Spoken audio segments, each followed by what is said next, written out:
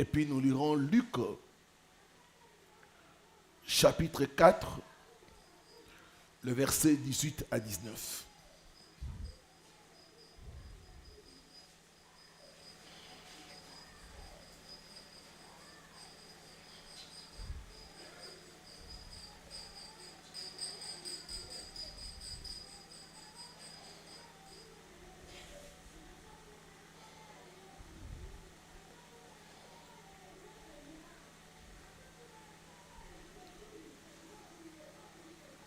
Voilà, diacre Cédric, tu peux faire la lecture. Jérémie chapitre 5, le verset 26 à 28. Je lis au nom de Jésus-Christ. Jérémie chapitre 5, le verset 26 à 28.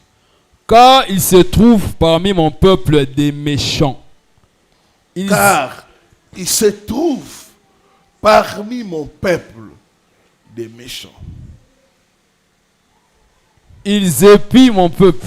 Ils épient comme l'oiseleur qui dresse des pièges. Il les épie comme l'oiseleur qui se baisse. L'oiseleur étudie l'oiseau avant de faire le piège. Il prend le temps d'étudier l'oiseau et puis il dresse des pièges. Ils épient comme l'oiseleur qui dresse des pièges. Ils tendent des filets et prennent des hommes. Ils posent des pièges et ils prennent, ils emprisonnent des hommes. Yes.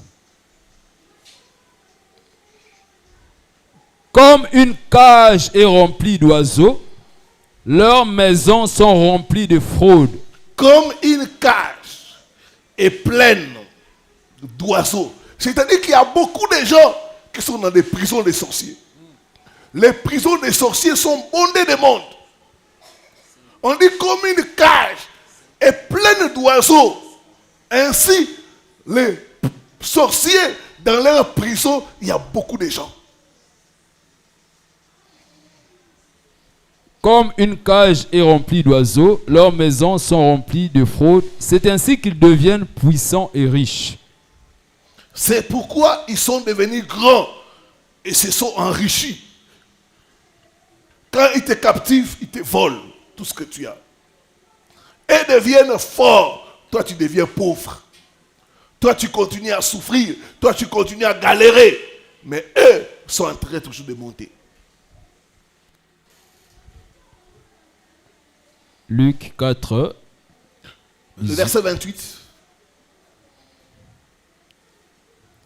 Ils sont devenus gras d'un bon point. Ils sont devenus gras et luisants. Aussi, ils débordent de méchanceté. Ils ne jugent pas la cause de l'orphelin. Ils prospèrent. Ils ne font pas droit aux pauvres. Luc maintenant. Luc 4, 18 à 19. L'Esprit du Seigneur est sur moi, parce qu'il m'a oint pour annoncer une bonne nouvelle aux pauvres. Il m'a envoyé pour guérir ceux qui ont le cœur brisé, pour proclamer aux captifs la délivrance. Pour proclamer aux prisonniers. Le mot captif, c'est le même mot prisonnier. Yes. Pour proclamer aux prisonniers, vous êtes libres. Amen. Ce soir, ce matin, nous allons proclamer la liberté au nom de Jésus. Amen. Et aux aveugles le recouvrement de la vue, pour envoyer libres les opprimés, pour publier une année de grâce du Seigneur. Amen. Amen. Nous pouvons nous rasseoir, que le nom du Seigneur soit béni. Comment démolir les prisons des sorciers? Les prisons des sorciers sont les œuvres de la méchanceté, destinées à voler, détruire et tuer la vie des gens. Malheureusement, ces prisons sont bondées de monde. Bien-aimés, dans le monde physique, on arrête quelqu'un, on le met en prison quand la personne commet une infraction.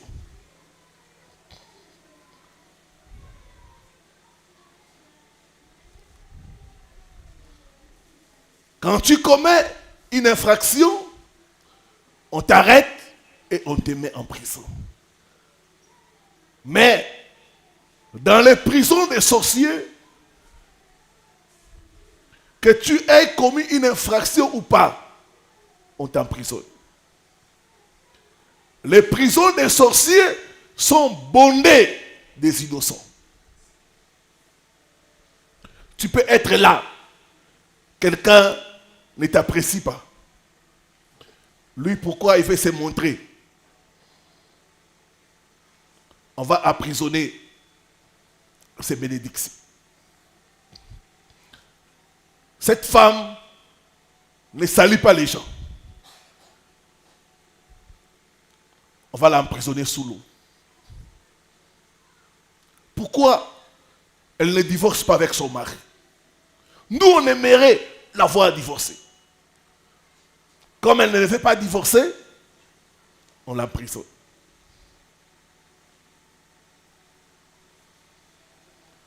Un homme de Dieu, loué quelque part, il avait des problèmes avec la bailleresse. Pourquoi? Parce que quand il reçoit des visiteurs, il envoie acheter des sucrés, des jus pour les visiteurs. La maman bailleresse est mécontente. Elle veut montrer qu'il a l'argent. Nous, on est ici, même l'argent pour acheter une bouteille de coca. On n'en a pas. Lui, il achète des coca comme si chaque jour il fait la fête.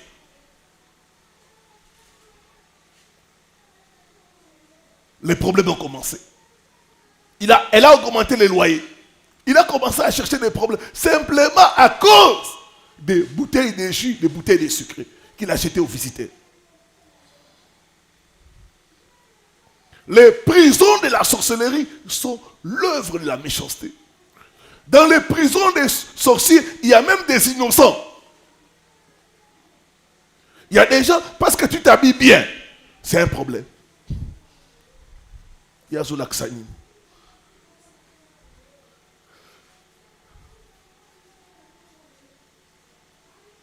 Pourquoi chaque jour n'est pas naïe, moi te zopila? Nous on ne mange pas. Seulement poulet. Seulement ça. Les prisons des sorciers sont bondées de monde. Et souvent des innocents. Ce matin, je te vois sortir au nom de Jésus. Je te vois sortir au nom de Jésus.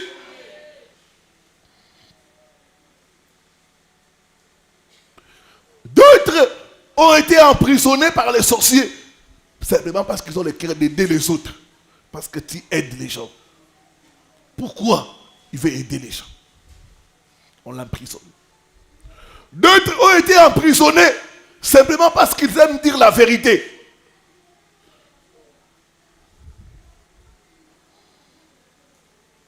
On t'emprisonne.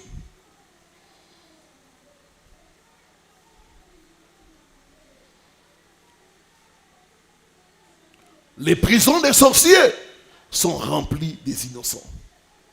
Mais pourquoi les sorciers emprisonnent les gens? Avant de parler de comment briser leur prison, j'aimerais nous dire 5 raisons majeures pour lesquelles les sorciers emprisonnent les gens. Première raison, c'est pour limiter les gens. Empêcher les gens d'aller loin. Il y a des gens qui sont ici ce matin, ils devaient être loin de la vie. Mais à cause de la sorcellerie, à cause des prisons des sorciers, leur vie est limitée. D'autres, de devaient aller loin dans les études. Mais à cause de la sorcellerie, on les a bloqués. On les a limités.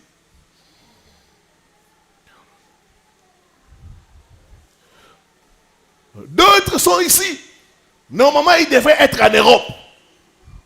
Mais à cause des prisons des sorciers, on les a limités. Limiter les gens. Quand les sorciers vous emprisonnent, c'est pour vous limiter. Limitez votre progrès. Limitez votre avancement. Limitez vos affaires. Il y en a, on t'a limité à des petits montants. Des miettes. Tu peux toucher $100, $50, pas plus. On te limite là. Ce matin, toute prison des sorciers est brisée au nom de Jésus. Est brisée au nom de Jésus. Est brisée au nom de Jésus. Dis après moi, je sors des prisons des sorciers au nom de Jésus-Christ.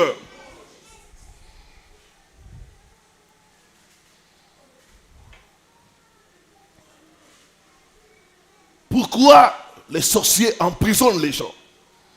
Deuxième raison, c'est pour introduire la stagnation. La stagnation. La stagnation, c'est le blocage, l'absence de mouvement, l'absence de progrès.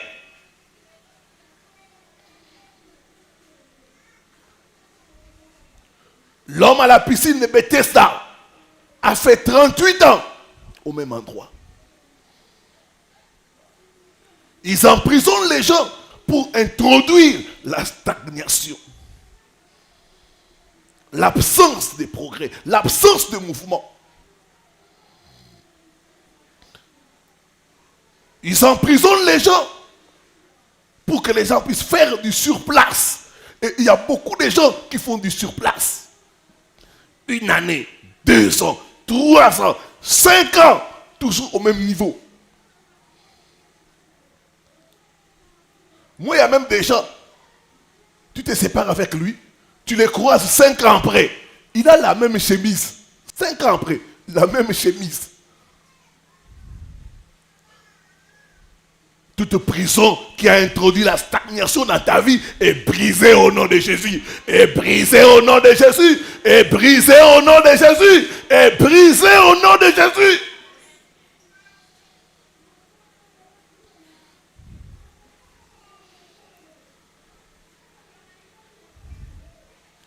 Il y a des gens qui font les affaires, mais ils sont emprisonnés. La stagnation. C'est les surplaces. Il y a même des maisons, tu entres, après 5 ans, tu trouveras le même fauteuil. Mais maintenant, c'est le système de ressort. Vous savez, les chaises là, les fauteuils là, il faut bien s'asseoir. Parce que sinon, les pantalons, les pagnes là, c'est troué. 5 ans, le même fauteuil. Les mêmes lits. 10 ans. La stagnation. Ce matin, cette prison des sorciers est brisée. Est brisée. Est brisée. Est brisée. Diable marché, sors! Au nom de Jésus-Christ.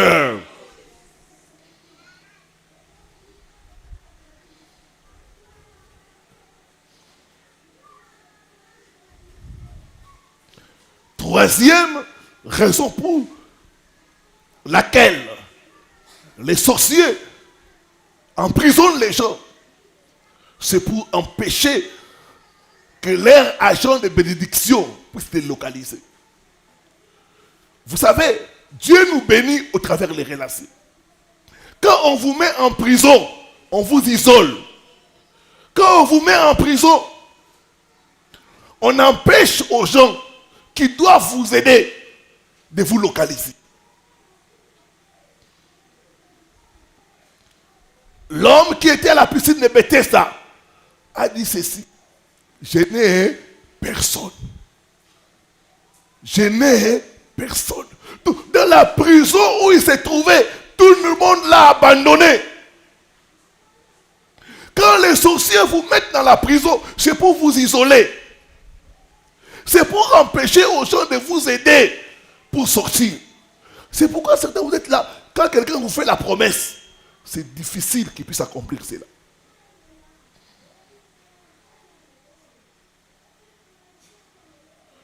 Toi, tu peux aider les gens.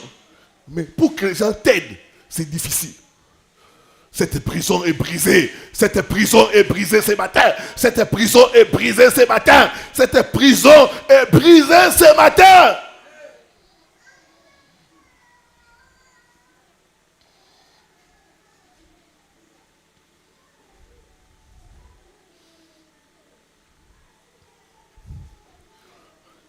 Quatrième raison pour laquelle les sorciers emprisonnent les gens, c'est pour introduire l'esclavage. L'esclavage. On vous emprisonne par les sorciers pour vous rendre esclaves. J'ai parlé de la prison des eaux. Quelqu'un qui est dans la prison des eaux sera esclave du péché sexuel. Esclave de la masturbation. Il y en a beaucoup. Esclave de l'impudicité. Si tu ne commets pas l'impudicité, tu n'es pas bien. Esclave de la bière. Si tu ne bois pas, tu n'es pas bien. Je dois boire. Vous verrez même des gens, il va dans un ganda. Il n'a pas l'argent. Il dit, tenez le téléphone, donnez-moi la bière. Je vais payer après.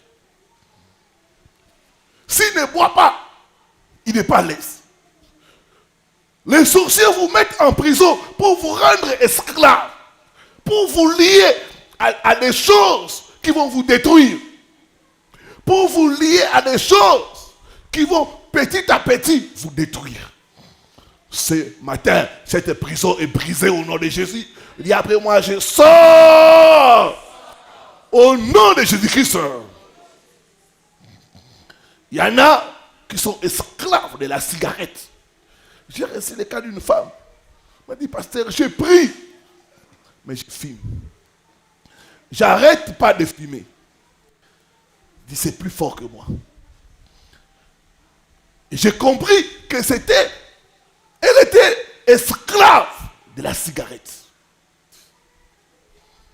Et on a commencé à prier pour la faire sortir de cette prison-là. Quelle que soit la prison dans laquelle les sorciers t'ont placé, il y aura la délivrance au nom de Jésus. L'Esprit du Seigneur est sur moi pour proclamer la libération aux prisonniers. Au nom de Jésus-Christ.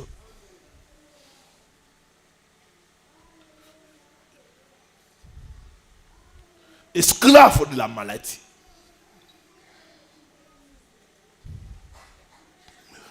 Cinquième raison pour laquelle les sorciers emprisonnent les gens,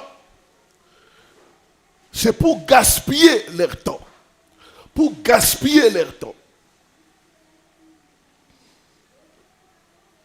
En gaspillant votre temps, ils introduisent le retard.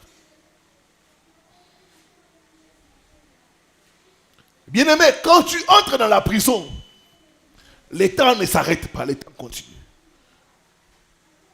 Il y a des gens qui ont fait 10 ans en prison. Ces 10 années-là ont été gaspillées. Il y en a qui ont fait 20 ans dans la prison.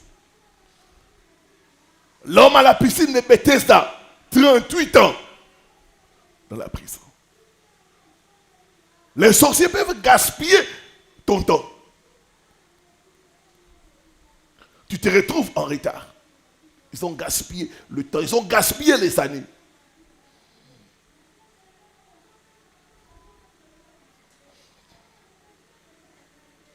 « 5 ans, 10 ans que tu as perdu en prison, certains ont avancé. Certains sont allés loin, mais toi tu as gaspillé ça. Dis après moi, je refuse de gaspiller mes années, de gaspiller mon temps à cause des prisons des sorciers. Au nom de Jésus-Christ, mon temps ne sera pas gaspillé par les sorciers. Au nom de Jésus-Christ.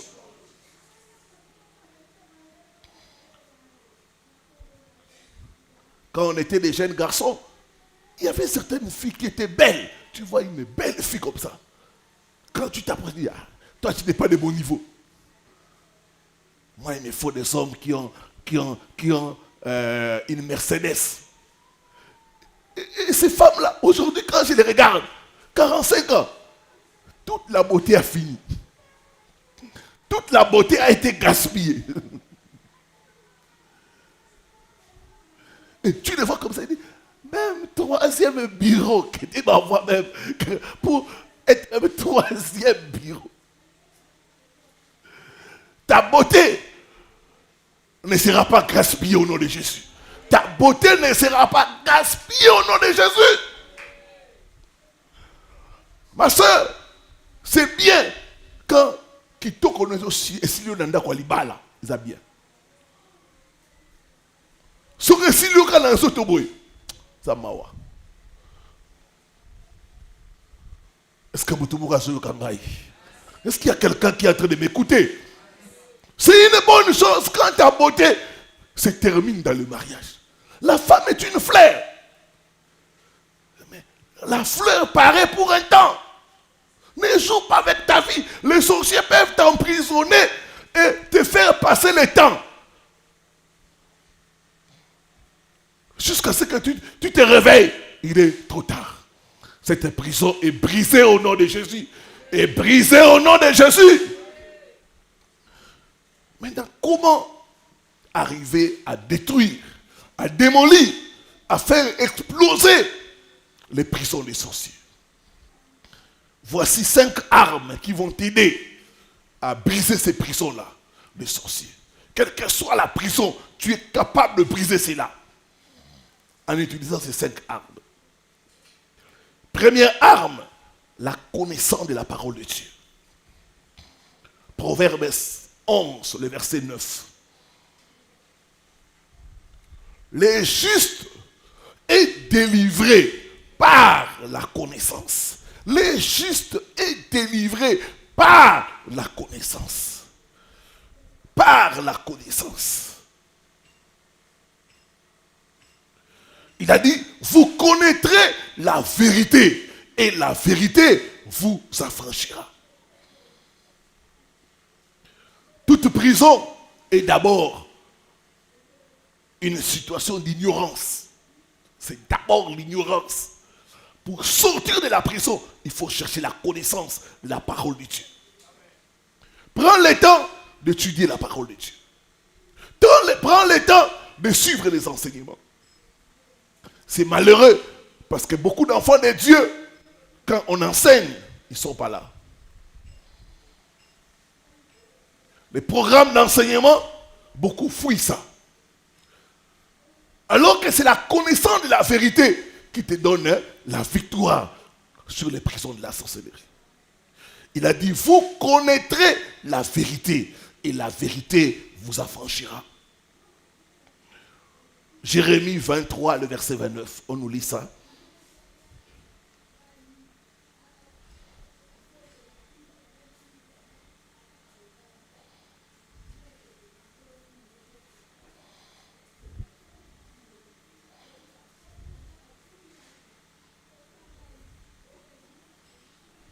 Jérémie 23, 29.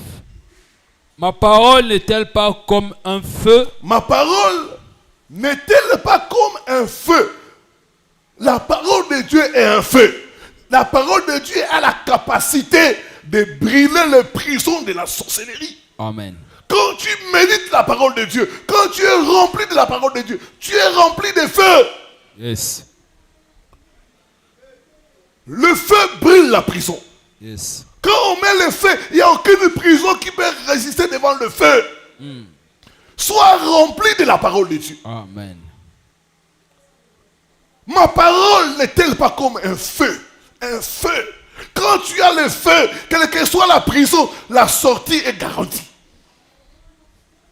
C'est pourquoi les prisonniers, on a peur que les prisonniers puissent avoir soit l'allumette, soit quelque chose de flammable. Parce qu'il peut faire sauter la prison. Quand tu as le feu, tu peux faire sauter toute la prison. Ma parole n'est-elle pas comme un feu? Dit l'Éternel. Et comme un marteau qui brise les rocs. Et est comme un marteau qui brise les rocs. La parole de Dieu est un marteau. Quelle que soit la prison, si tu as la parole, la sortie est garantie. Amen. C'est le marteau. La parole est l'épée de l'esprit. La parole t'assure la libération de toutes les prisons des sorciers. Sois un homme, une femme qui est plongé dans les Écritures. Un homme, une femme qui lit la parole de Dieu, qui obéit à la parole, qui proclame la parole, et tu seras libéré de toutes les prisons des sorciers.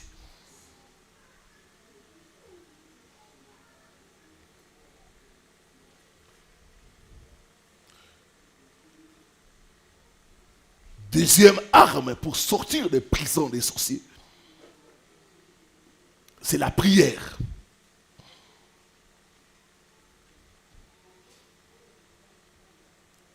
La prière est une arme très très efficace pour briser, pour démolir, pour faire exploser les prisons des sorciers. Psaume 34, le verset 17.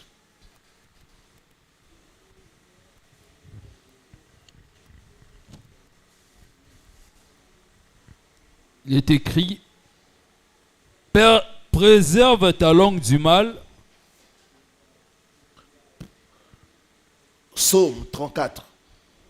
Verset 17.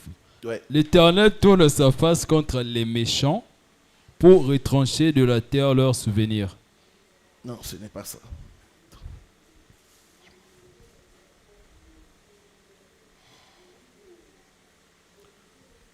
Psaume 34, verset 17. Chez moi ici, les justes crient et l'Éternel l'entend. Et il les délivre de toute leur détresse. Les justes crient. Les cris est l'image de la prière. On dit les justes crient, l'Éternel l'entend. Et il les délivre de toute leur détresse. Dans ta prison, tu dois crier à Dieu. Tu dois crier à Dieu. La prière. Les sorciers n'aiment pas la prière. Une des choses que les sorciers combattent dans la vie des gens, c'est la vie de prière. Ils vont tout faire pour te mettre dans la distraction de ne pas prier. Pour t'empêcher de venir à l'église. Pour t'empêcher de prier. Parce qu'ils savent la puissance, la force de la prière. Les justes crient, l'Éternel le délivre. Tu veux sortir de la prison des sorciers? Sois un homme, une femme de prière. Le matin, midi, le soir, sois dans la prière. Les sorciers ne supportent pas le feu de la prière. On dit les justes crient, l'Éternel l'entend et les délivre de toutes les prisons. La prière. Dans Acte 16, on nous parle de Paul et Silas. Dans la prison, la Bible dit, au milieu de la nuit, Paul et Silas priaient, priaient, priaient. Il y a un secret dans la prière de nuit, de minuit. Tu peux nous lire ça? Acte 16, le verset 25. Vers le milieu de la nuit. Vers le milieu de la nuit. Vous devez savoir que la sorcellerie travaille la nuit. Yes. C'est la nuit aussi que nous devons apprendre à nous lever pour combattre leurs œuvres. Amen. Ils travaillent la nuit. Nous aussi la nuit, nous détruisons leurs prisons. Amen. Vers le milieu de la nuit, Paul et Silas, ils faisaient quoi? Paul et Silas priaient et Priaient, chantaient. priaient, priaient, priaient, priaient, priaient. Toi qu'on a enfermé pour ne pas se marier, toi qu'on a enfermé pour ne pas voyager, toi qu'on a enfermé pour ne pas toucher les grandes sommes d'argent, les milliers de la nuit. La prière de nuit. La prière de nuit, ça peut être 5 minutes, ça peut être 10 minutes, ça peut être 30 minutes, ça peut être 1 heure du temps. La prière de nuit est très, très efficace. Amen. C'est la nuit que les sorciers maudissent les gens. C'est la nuit qu'ils enferment les gens. Nous aussi, la nuit, nous sommes en train de détruire leurs œuvres. Nous sommes en train de sortir de leur pouvoir. Nous sommes en train de sortir de leur calebasse. Nous sommes en train de sortir des eaux, des rivières, des lacs. Oh non!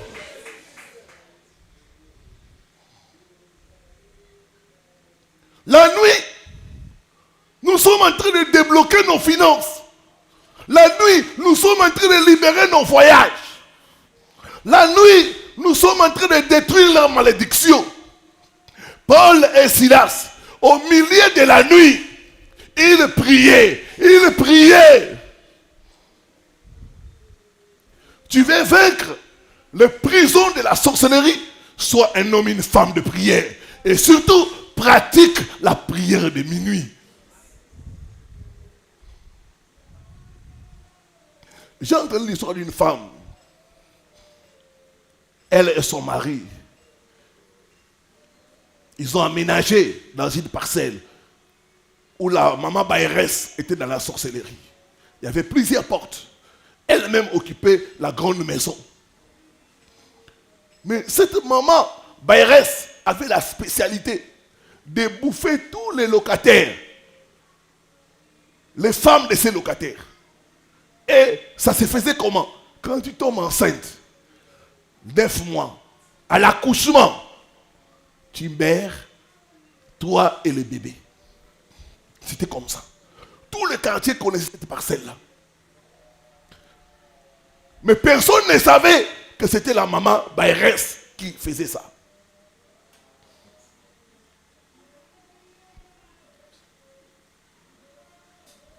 On te laisse porter la grossesse. 9 mois. Quand tu vas à l'hôpital, au moment du travail, la femme meurt et le bébé.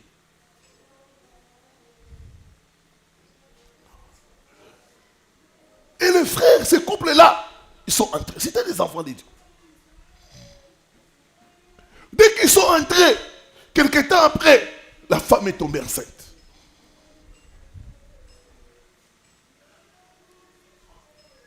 Arrivé au 8e mois, un de ses voisins vient lui dire, ah, j'ai rêvé mal. J'ai rêvé que tu es allé accoucher et tu es décédé. La dame a dit non, ce n'est pas moi. J'annule ces rêves-là au nom de Jésus. Il dit non. Dans cette parcelle, c'est comme ça. Les femmes meurent à l'accouchement. Il dit, moi-même, ma femme est partie à l'accouchement.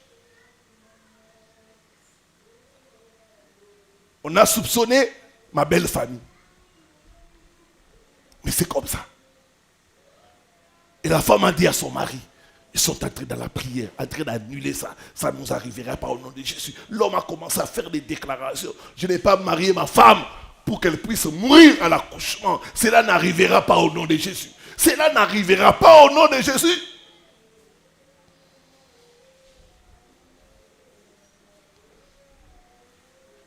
Neuvième mois.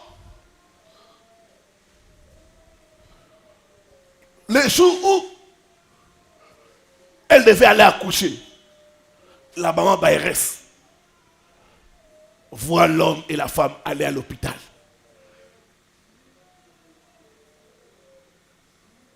Elle leur dit que Dieu soit avec vous et que vous puissiez revenir avec le bébé.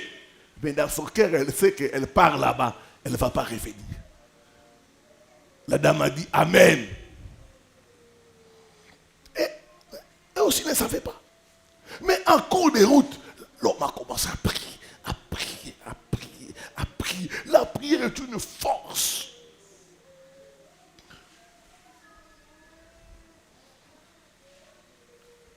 La dame là est rentrée dans sa maison. Elle a pris les cadenas, ce qu'elle faisait avec toutes les autres femmes qui sont mortes. Elle a invoqué le nom de la dame. Elle a enfermé les cadenas. Elle a pris les mortiers, l'iboka. Elle a mis les cadenas là. Elle s'est assise. Toi et les bébés, vous mourrez. Vous mourrez pendant le travail. Vous n'allez pas vous en sortir. Elle s'est assise sur le mortier. Entre-temps, l'homme a commencé à prier un coup déroutant. À prier dans son cœur. J'annule la mort. Je chasse la mort au nom de Jésus. Cela ne nous arrivera pas. Arrivé à l'hôpital, la femme a commencé des contractions. 5 minutes seulement après, elle a accouché. Un garçon. Là, elle ne savait pas. Elle attendait que l'homme revienne pour lui dire ma femme est partie. Premier jour, rien. Deuxième jour, rien. Troisième jour, elle voit l'homme. Elle entend des bruits. Ah, oh, oh, oh, bébé Sika, ah! La dame dit non, c'est pas possible. Elle ouvre sa maison, elle regarde. Le monsieur, la dame et son bébé en train d'entrer avec des milolos. Ah!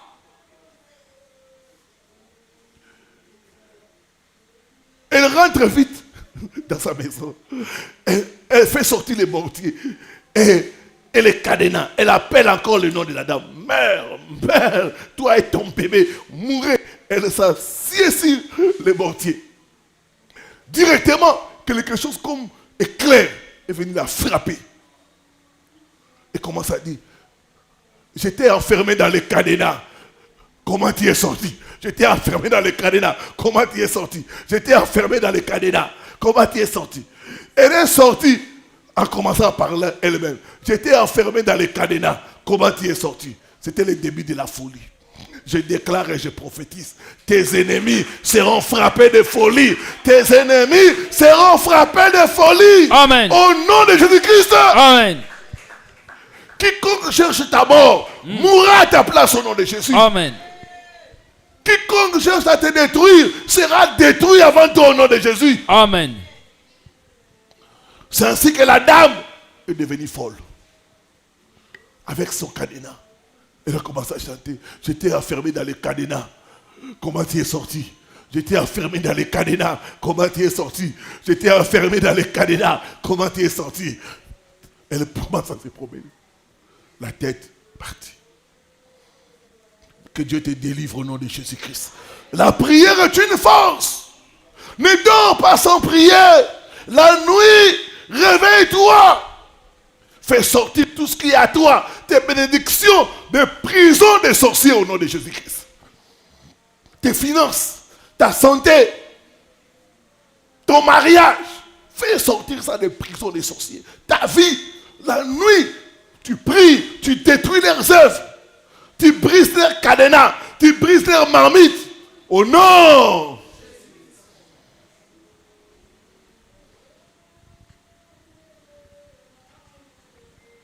Troisième arme, la louange.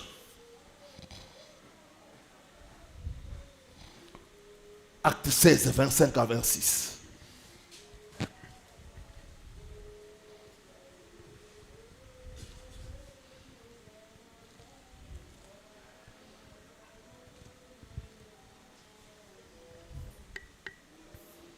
Vers le milieu de la nuit, Paul et Silas priaient et chantaient les louanges de Dieu. Vers le milieu de la nuit, Paul et Silas priaient et chantaient les louanges de Dieu. Continue.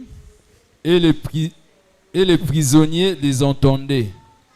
Les prisonniers les entendaient. Mais ils ne les louaient pas, ils les entendaient. Il Il y a des gens qui sont à l'église et ils sont en train d'entendre les autres. Les autres prient et ils entendent que d'autres sont en train de prier. Dieu bénit les gens, ils sont en train d'entendre. Au lieu de se joindre à Paul et Silas pour louer Dieu, et ils étaient en train d'entendre seulement. Bien-aimé, laisse-moi te dire que tu ne sortiras pas des prisons des sorciers parce que tu as trop souffert. Non! Du reste, les sorciers ne vont pas seulement chercher à te faire souffrir, mais aussi à te tuer. Il faut faire quelque chose pour sortir. Yes. On ne sort pas des prisons automatiquement, non. Les prisonniers les entendaient louer Dieu. Mais ils étaient là, en train d'entendre seulement. La louange. La louange est une arme efficace. La louange brise les chaînes. La louange fait descendre Dieu. La Bible dit, Dieu siège au milieu des louanges de son peuple. Quand vous louez Dieu de tout votre cœur, quand vous chantez pour Dieu, Dieu descend là-bas. Quand Dieu descend dans la prison, aucune prison ne peut contenir la présence de Dieu. Quand Dieu descend dans la prison est appelée à se briser. Frères et sœurs, faisons descendre Dieu dans nos prisons par nos louanges. Soit un homme, une femme qui sait louer Dieu. La louange brise le chêne. Paul et Silas ont compris cela.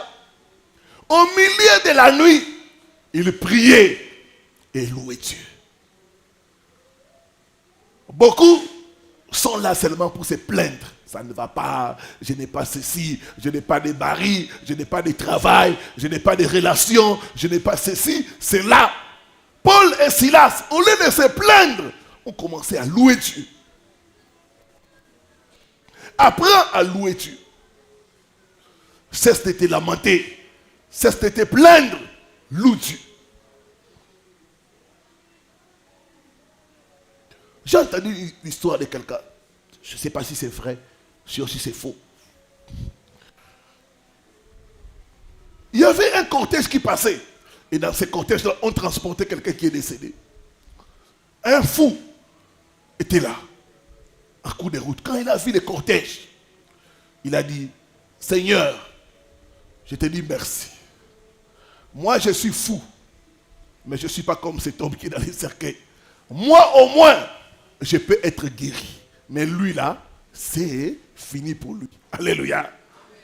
Même dans ta folie, apprends à louer Dieu parce que Dieu est capable de transformer ta situation.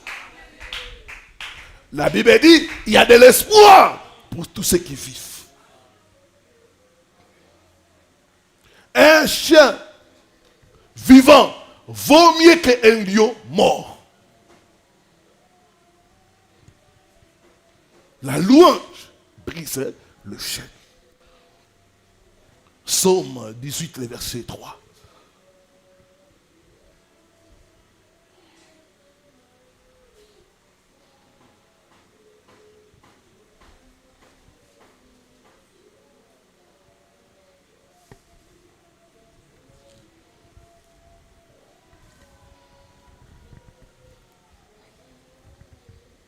Psaume 18, verset 3. L'Éternel, mon rocher, ma forteresse, mon libérateur, mon Dieu, mon rocher où je trouve un abri. C'est différent. Dans la version que j'ai ici, j'ai la Bible d'Arby. Psaume 18, le verset 3. Je m'écris. Ici c'est 4. Ah, ok. Lisez 4. Je m'écrie, loué soit l'Éternel, et je suis délivré de mes ennemis.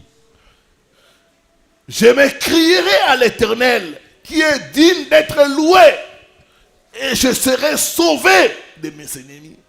Amen. Je m'écris, loué soit l'Éternel, je suis délivré de mes ennemis.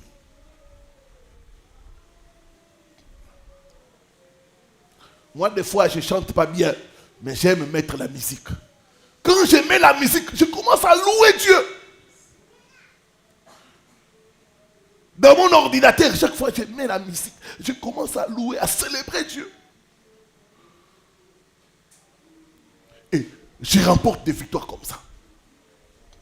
La louange, c'est une arme efficace pour sortir des prisons des sorciers.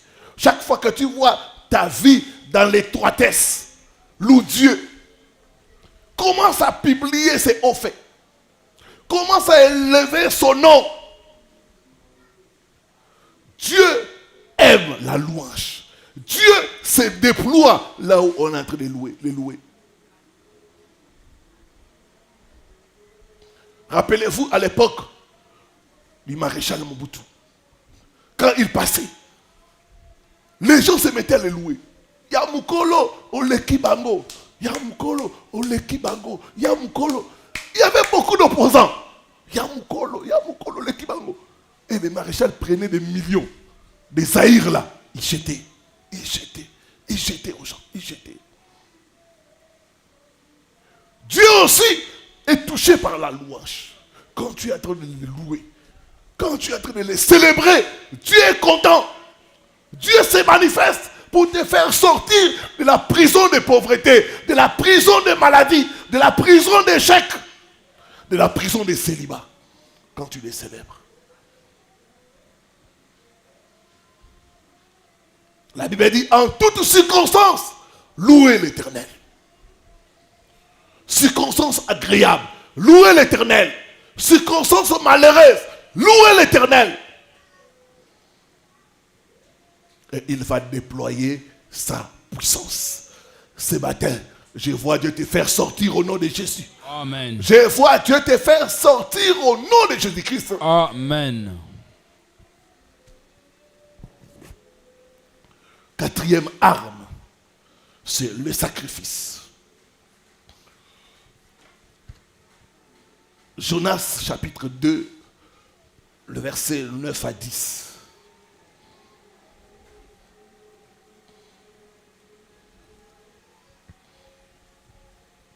Le sacrifice.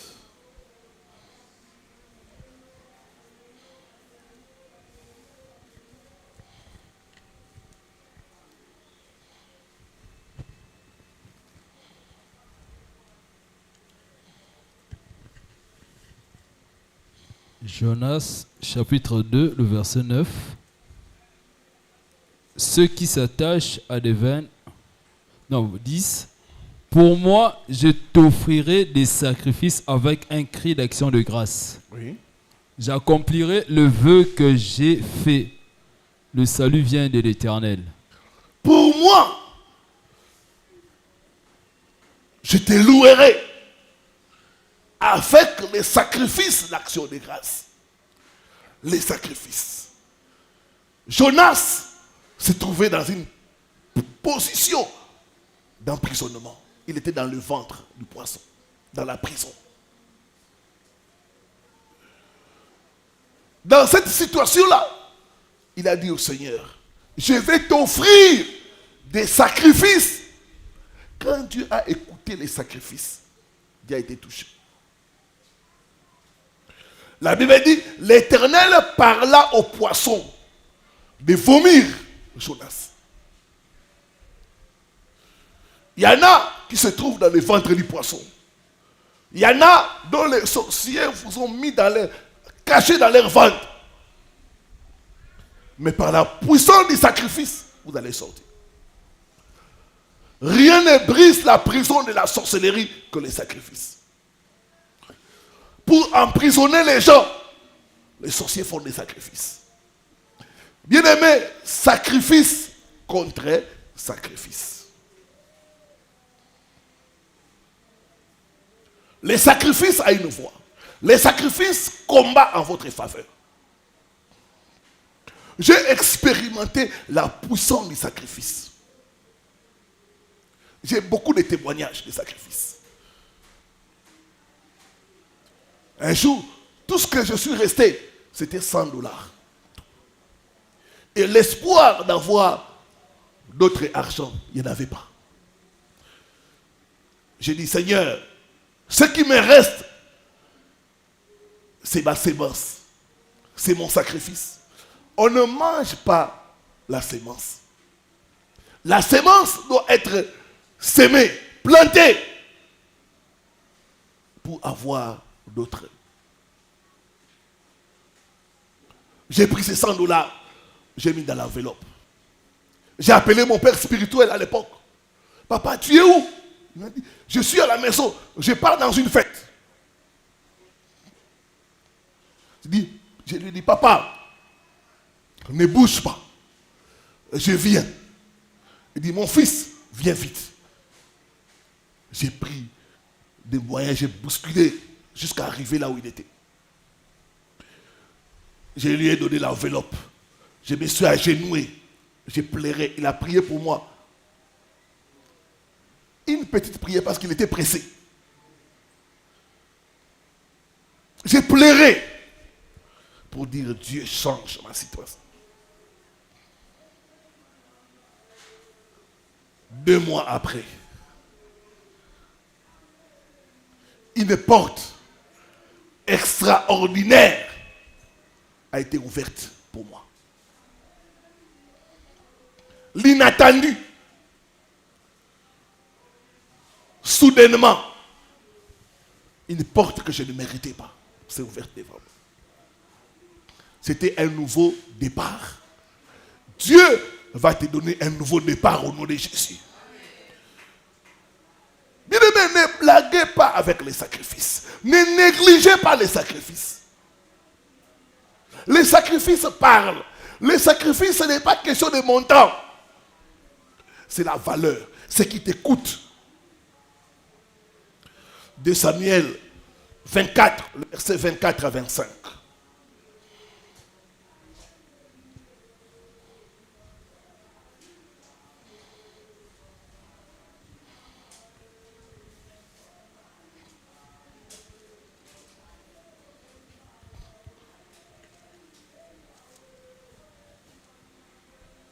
De Samuel 24 à 25, il est écrit, mais le roi dit à Aravna, mais le roi dit à Arvana, non, je veux l'acheter de toi à prix d'argent. non, je vais acheter cela à prix d'argent. Et je n'offrirai point à l'Éternel, mon Dieu, des holocaustes qui ne me coûtent rien. Je n'offrirai point à mon Dieu des holocaustes, des offrandes qui ne me coûtent rien. Avant de continuer, le sacrifice, c'est ce qui te coûte quelque chose. Quand tu donnes les sacrifices, au fond de ton cœur, ça doit te faire mal. Quand pour la première fois, j'avais donné $1000, ça m'a fait mal dans le cœur. $1000 est parti. Mais c'était les sacrifices. Il dit, je n'offrirai point à mon Dieu des holocaustes qui ne me coûtent pas. Les sacrifices, c'est quelque chose qui te coûte. Quand tu fais ça, tu sens, ça fait mal. Quand ça ne t'a pas coûté, ce n'est pas les sacrifices. C'est comme quelqu'un, pour lui, $100, c'est rien. Il donne $100. Il dit, c'est les sacrifices. Dieu dit, non, tu as menti. Pour toi, les sacrifices, c'est 1000, c'est $500. Pour une autre personne, les sacrifices, c'est $5. $5 là, c'est les sacrifices. Parce que c'est son repas qu'il a sacrifié. C'est avec $5, peut-être que c'est tout ce qui lui est resté, $5. D'autres, les sacrifices, ça peut être 1000 francs. C'est des sacrifices. Il dit, je n'offrirai point à l'Éternel des holocaustes qui ne me coûtent pas. Et David acheta l'air et le bœuf pour 50 cycles d'argent. David acheta. Il a payé un prix. Vous savez, les sorciers savent l'importance du sacrifice. Ils sont prêts à sacrifier leurs enfants. Ils sont prêts à sacrifier leur corps. Il y a des sorciers qui ont sacrifié leur corps pour dire que je n'aurai pas d'enfant. Il y a des sorciers qui ont sacrifié leur étoile pour dire que je ne vais pas me marier. J'aurai des enfants, mais je ne peux pas me marier. Il y a des sorciers qui ont sacrifié leur âme pour dire que mon âme va servir au diable. Mais nous, enfants de Dieu, des fois, nous jouons avec les sacrifices. Continue, mon frère. David bâtit là un autel à l'Éternel. David bâtit là un autel à l'Éternel. Un autel, c'est un sacrifice.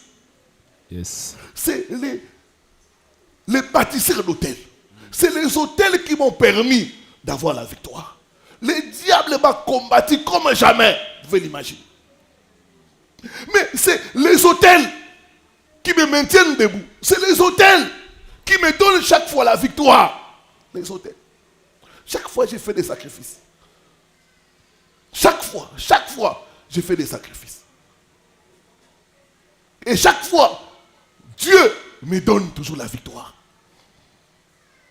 J'encourage le peuple de Dieu à faire des sacrifices, à bâtir des autels pour faire avancer l'œuvre de Dieu.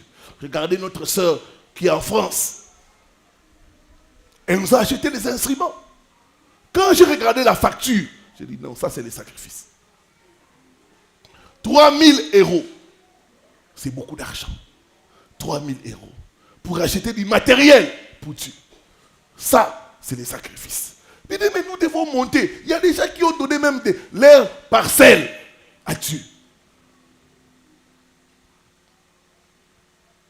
Il y a des gens qui offrent 10 000 $ pour faire avancer l'œuvre de Dieu. Le sacrifice. Dans les combats, le sacrifice est une arme puissante pour vaincre. David bâtit là un autel à l'Éternel et il offrit des holocaustes et des sacrifices d'action de grâce. Il offrit des holocaustes et des sacrifices d'action de grâce. Alors l'Éternel fut apaisé envers le pays et la plaie se retira d'Israël. La prison est brisée par les sacrifices. Amen. Je suis un témoignage que les sacrifices marchent. Très longtemps, Dieu m'a mis à cœur de commencer à payer les loyers de l'église. Pendant plus de 2 ans, j'ai payé les loyers de l'église. Pendant plus de 2 ans. Et laissez-moi vous dire que j'ai vu la main de Dieu. Regardez notre frère. Pas pour citer les noms des gens, mais ses frères payent les loyers de toute la communauté. Toute la communauté. Des fois, je peux être là, je me déplace. Je vois la maison, sac de riz, bidon d'huile. Oh, ça vient des frères. Et Dieu, chaque fois, bénit ses frères. Chaque fois, ses frères est toujours en train d'avancer à pas de géant. Il a compris les secrets du sacrifice. Il a compris.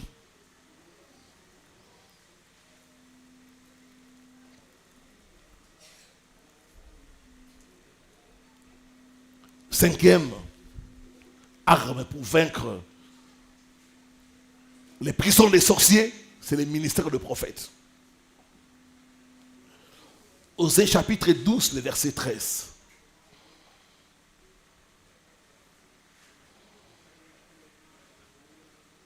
Dieu utilise des hommes et des femmes. Les prophètes sont des instruments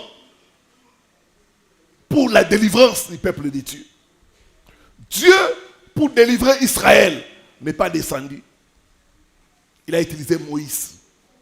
Moïse a été un canal pour que Israël soit délivré. Les prophètes sont des instruments de Dieu pour la délivrance de son peuple. Osée 12, ici c'est 14. Hein? Par un prophète, l'Éternel fit monter Israël hors d'Égypte. Par un prophète, Dieu a délivré Israël d'Égypte. Et par un prophète, Israël fut gardé. Par un prophète. Les prophètes sont des instruments de délivrance et de préservation. Dieu ne va pas descendre, mais il va utiliser des gens. C'est à toi de comprendre comment Dieu travaille. La Bible dit, confiez-vous en Dieu, vous serez affermis. L'affermissement se trouve entre les mains de Dieu. Mais la réussite se trouve entre les mains des prophètes. Tu dois suivre les prophètes. Tu dois croire aux prophètes. Tu dois mettre en pratique les recommandations que te donne le prophète. Beaucoup ratent cela. Ils prennent les prophètes comme leurs amis. Ils sont tellement habitués aux prophètes que quand le prophète leur dit fais ça, ils discutent. Et ils ratent la bénédiction.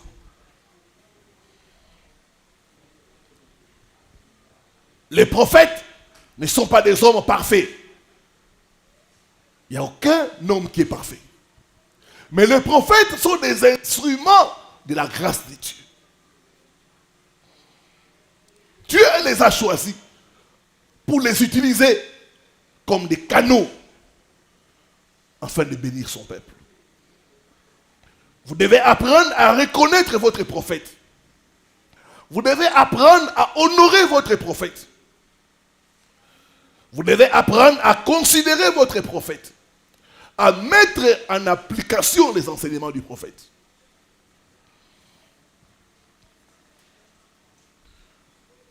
Vous devez aussi apprendre à bénir votre prophète. Matthieu 10, les versets 41 à 42.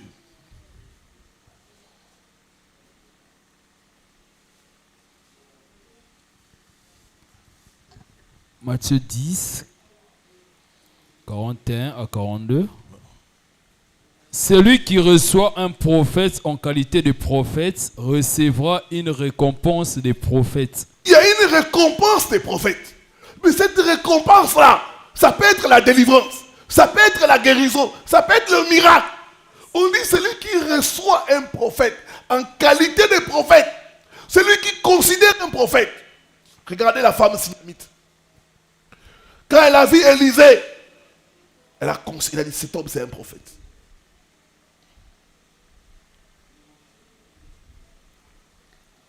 Elle a dit à son mari, faisons une chambre haute.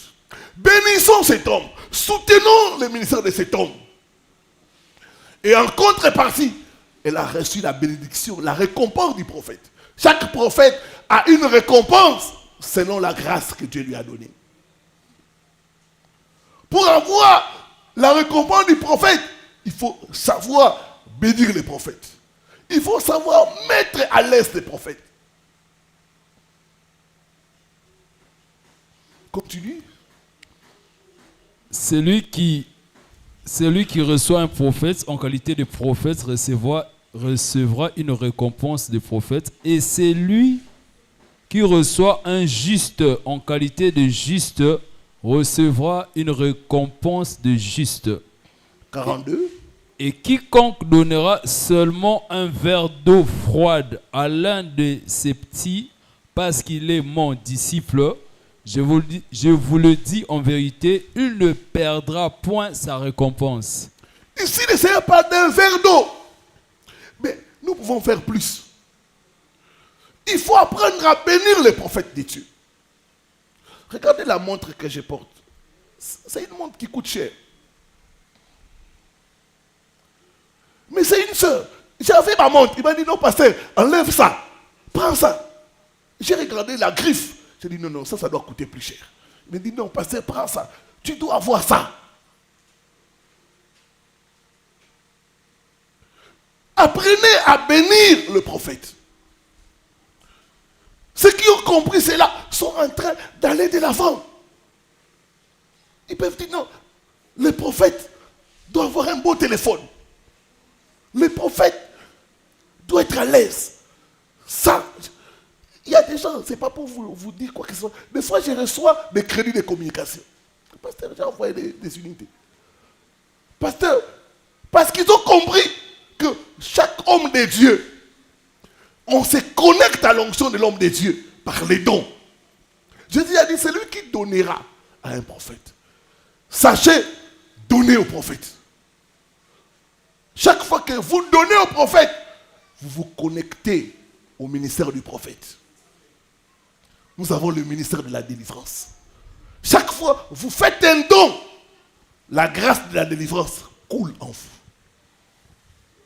J'ai vu des gens être guéris de toute maladie. Nous sommes un ministère de guérison, de délivrance et de prière. Connectez-vous à la grâce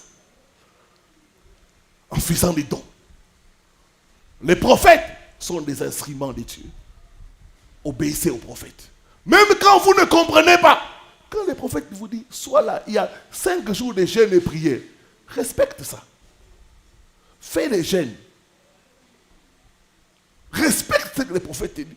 Quand les prophètes te disent, il y a prière jeudi, viens jeudi.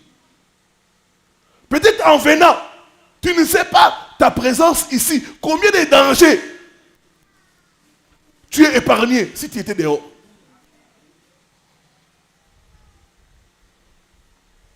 Obéissez au prophète. Suivez ce que le prophète vous dit. Et sachez bénir les prophètes. Sachez bénir les prophètes. C'est comme ça que vous aurez la récompense du prophète. Que Dieu bénisse sa parole. Amen.